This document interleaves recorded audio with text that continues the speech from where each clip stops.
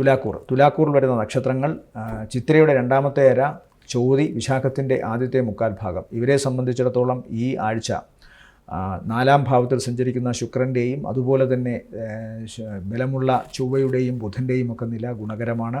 ചൊവ്വ 4-ൽ ബലവാനായിട്ട് നിൽക്കുന്നതിനാൽ കുടുംബസംബന്ധമായ കാര്യങ്ങളിൽ ഇവർക്ക് ചില പ്രത്യേക വാശികൾ കൊണ്ട് കാര്യങ്ങൾ നടത്താൻ സാധിക്കും.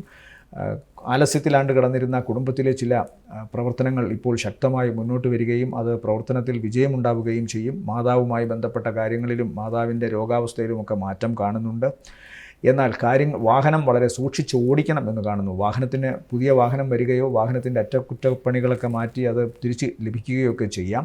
എന്നാൽ സ്പീഡിൻ്റെ കാര്യത്തിലും ഉന്മേഷത്തിൻ്റെ കാര്യത്തിലും അധികമായ ചില അവസ്ഥകൾ ഉണ്ടാകുന്നത് സൂക്ഷിക്കുക. അത്തരം കാര്യങ്ങൾ ചൊവ്വ ബലവാനായിട്ട് നിൽക്കുന്നതിന് അതിൽ നിന്നൊക്കെ നേരിയ തോതിലെങ്കിലും അപകടമോ ചോര വീഴുന്ന അവസ്ഥയോ കാണുന്നുണ്ട്. അതുകൊണ്ട് വളരെ ശ്രദ്ധിക്കുക. മാതാവിൻ്റെ കാര്യത്തിലും മാതാവുമൊത്ത് സാഹസിക യാത്രകളോ ദീർഘദൂര യാത്രകളോ ഒക്കെ ഈ ഒരു ആഴ്ച ഒഴിവാക്കേണ്ടതാണ്.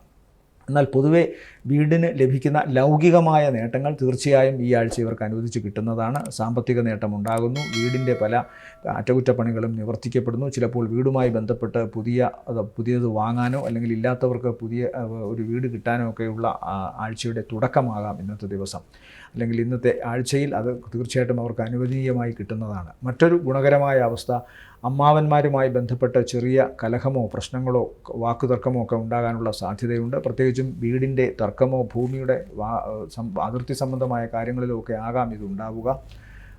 പിന്നെ മറ്റു ഗുണങ്ങൾ ഇവരെ സംബന്ധിച്ചിടത്തോളം 7-ാം ഭാവത്തിൽ വ്യാഴം അനുകൂലമായി നിൽക്കുന്നതുകൊണ്ട് വിദേശയാത്ര, വിദേശത്തു പഠനം, ജീവിത പങ്കാളിയുമൊത്തുള്ള ജീവിതത്തിൻ്റെ ഏറ്റവും നല്ല വശങ്ങൾ ഈ ഒരു ആഴ്ച ഇവർക്ക് അനുവദിച്ച് കിട്ടുന്നതാണ്. ഒരുപക്ഷെ ജീവിത പങ്കാളിൽ നിന്ന് ധനസഹായമോ അവരുടെ കുടുംബത്തിൽ നിന്ന് ഈ പ്രത്യേക നക്ഷത്രക്കാർക്ക് ഒരുപാട് കാര്യങ്ങൾ ഗുണകരമായി വരികയോ ഒക്കെ ചെയ്യാം. പഠന സംബന്ധമായ കാര്യങ്ങളിലും ഈ നക്ഷത്രക്കാർക്കോ അല്ലെങ്കിൽ ഈ നക്ഷത്രക്കാരുടെ സന്താനങ്ങൾക്കോ ഗുണകരമായ ഒരു ആഴ്ചയായിട്ടാണ് കാണുന്നത്.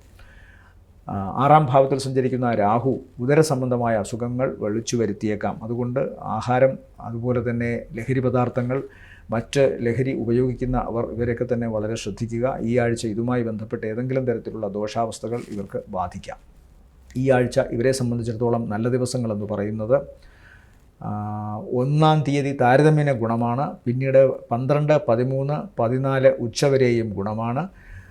16-ഉം 17-ഉം താരതമ്യേന ഗുണമുള്ള ദിവസങ്ങളായി കാണുന്നു.